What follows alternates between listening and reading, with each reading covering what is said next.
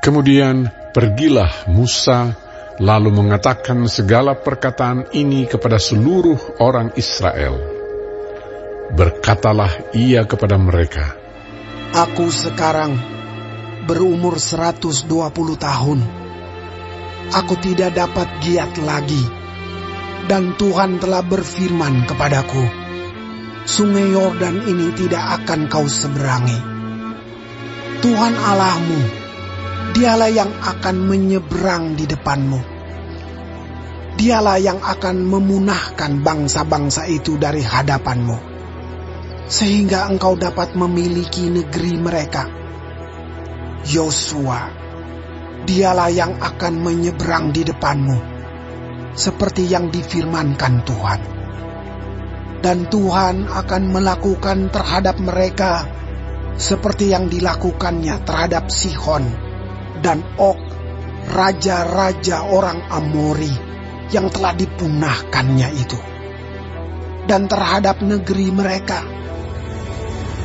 Tuhan akan menyerahkan mereka kepadamu, dan haruslah kamu melakukan kepada mereka tepat seperti perintah yang kusampaikan kepadamu. Kuatkan dan teguhkanlah hatimu. Janganlah takut, dan jangan gemetar karena mereka. Sebab Tuhan Allahmu, Dialah yang berjalan menyertai engkau. Ia tidak akan membiarkan engkau, dan tidak akan meninggalkan engkau. Lalu Musa memanggil Yosua dan berkata kepadanya di depan seluruh orang Israel, Kuatkan dan teguhkanlah hatimu, sebab engkau akan masuk bersama-sama dengan bangsa ini ke negeri yang dijanjikan Tuhan dengan sumpah kepada nenek moyang mereka untuk memberikannya kepada mereka, dan engkau akan memimpin mereka sampai mereka memilikinya. Sebab Tuhan, Dia sendiri akan berjalan di depanmu. Dia sendiri akan menyertai engkau. Dia tidak akan membiarkan engkau, dan tidak akan meninggalkan engkau. Janganlah takut, dan janganlah patah hati. Setelah hukum Taurat itu dituliskan Musa, maka diberikannya kepada imam-imam Bani Lewi yang mengangkut tabut perjanjian Tuhan dan kepada segala tua-tua Israel. Dan Musa memerintahkan kepada mereka demikian. Pada akhir 7 tahun, pada waktu yang telah ditetapkan dalam tahun penghapusan hutang, yakni hari raya Pondok Daun, apabila seluruh orang Israel datang menghadap hadirat Tuhan Allahmu di tempat yang akan dipilihnya, maka haruslah engkau membacakan hukum Taurat ini di depan seluruh orang Israel. Seluruh bangsa itu berkumpul, laki-laki, perempuan, dan anak-anak, dan orang asing yang diam di dalam tempatmu, supaya mereka mendengarnya dan belajar takut akan Tuhan Allahmu. Dan mereka melakukan dengan setia segala perkataan hukum Taurat ini. Dan supaya anak-anak mereka yang tidak mengetahuinya dapat mendengarnya dan belajar takut akan Tuhan Allahmu. Selama kamu hidup di tanah, kemana kamu pergi, menyeberangi sungai Yordan untuk mendudukinya.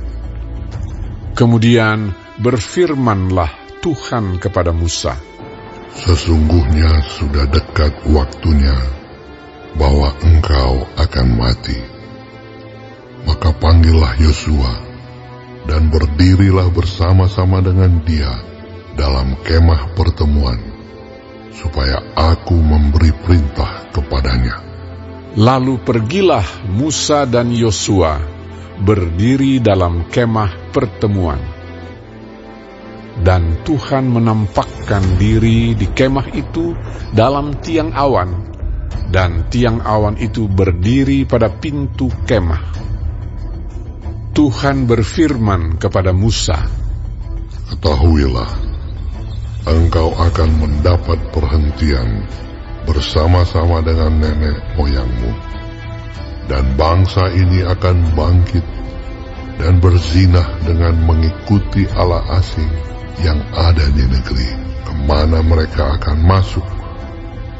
Mereka akan meninggalkan aku dan mengingkari perjanjianku yang kuikat dengan mereka.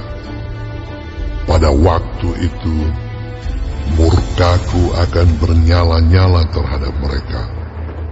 Aku akan meninggalkan mereka dan menyembunyikan wajahku terhadap mereka, sehingga mereka termakan habis dan banyak kali ditimpa malapetaka serta kesusahan. Maka pada waktu itu mereka akan berkata, bukankah malapetaka itu menimpa kita? Oleh sebab Allah kita tidak ada di tengah-tengah kita. Tetapi aku akan menyembunyikan wajahku sama sekali pada waktu itu, karena segala kejahatan yang telah dilakukan mereka, yakni mereka telah berpaling kepada Allah lain. Oleh sebab itu, tuliskanlah nyanyian ini, dan ajarkanlah kepada orang Israel.